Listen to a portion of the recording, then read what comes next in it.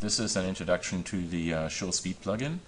To do this, let's create a null, and we'll just in 60 frames, move it, over here. So now we have this animation, and a lot of times, this is obviously very simple, but a lot of times you just want to know how fast is this going. And yes, you can go into the graph editor and you can click Show Speed. And to be honest, I don't really find this, a very good value. I mean, it's basically, this is in meters per second, I believe, and it's one of those things that's not necessarily useful.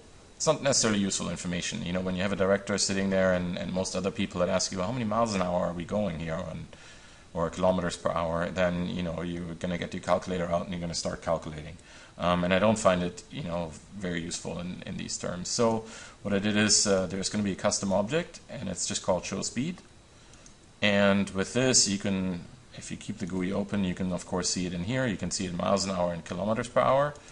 But you can also see it in the viewport up here. And it's kind of a handy thing if you make a preview, for example, and you can see this is obviously now a constant speed. If you wanted to only go 2 miles an hour, it's pretty easy because you just start adjusting it until you kind of get the speed that you want, and it'll show you when it slows down. If we do a little curve here, if we do a little tension adjustment here, you'll be able to see that it goes down to 0. So it's quite a useful tool for working interactively with people that, if you do previs or things like that.